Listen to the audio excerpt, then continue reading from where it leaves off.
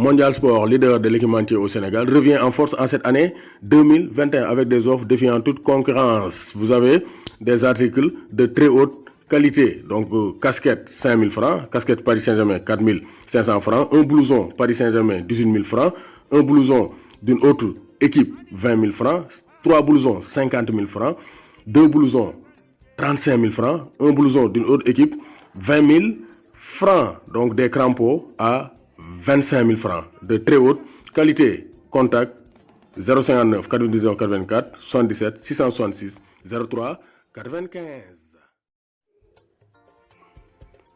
Bonsoir à tous et à tous, bonsoir à tous les suiveurs et à tous les inconditionnels de Grégoire Omnisport. Avec l'interdiction de la Ligue 1 française de libérer ses joueurs, les joueurs africains qui doivent aller jouer les 2 dernières journées des éliminatoires de la CAN 2022. Donc Aliou Cissé se voit dans l'embarras du choix de remplacer ses gardiens. D'abord gardien, Edouard Mendy, Angleterre l'année, Kaom.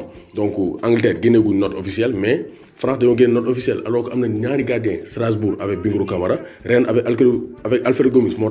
D'après les informations de Sport, Seny Dieng va être appelé par Aliou Cissé pour remplacer Bingourou Kamara. Voilà, Alfred Gomis à 26 ans, du haut de ses 1m93, il effectue son retour en équipe nationale du Sénégal. Parce que nous avons plaidé Barina et Gilbert Sélé.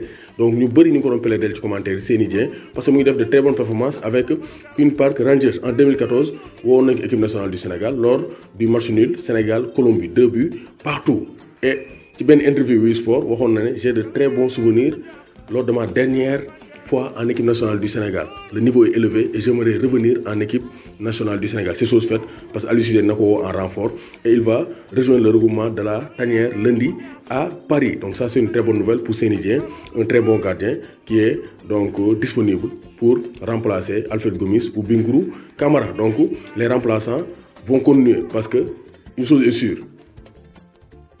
il y a beaucoup d'équipes qui ne vont pas libérer leurs joueurs. Donc Deschamps, on a dit Abdou Diallo. Donc on a dit Abdou Diallo parce que Deschamps, il espérait un jour donc sélectionner qui dit Abdou Diallo parce que Néna vraiment donc c'est un choix mais on va l'accepter.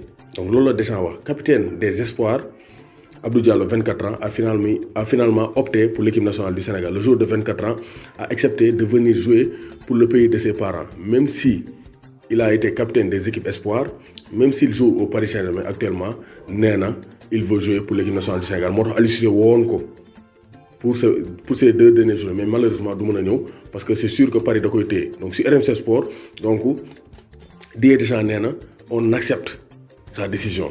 Mais ça arrive qu'il puisse choisir une autre sélection. Il choisir une sélection. Mais quand même, il a la liberté de le faire. C'est sa décision et je la respecte. Donc, Deschamps il respecte la décision Abdou Diallo. Donc, c'est pour dire que Deschamps me donne qui dit Abdou Diallo parce que c'est un très bon défenseur qui peut être donc éligible en équipe de France. Parce que il a une sélection, mais Aliou Cissé convaincre Nako. Et ça, c'est une très bonne nouvelle. Un très bon travail pour Aliou Cissé d'avoir fait, donc d'avoir convaincu Abdou Diallo. Deschamps, il regrette.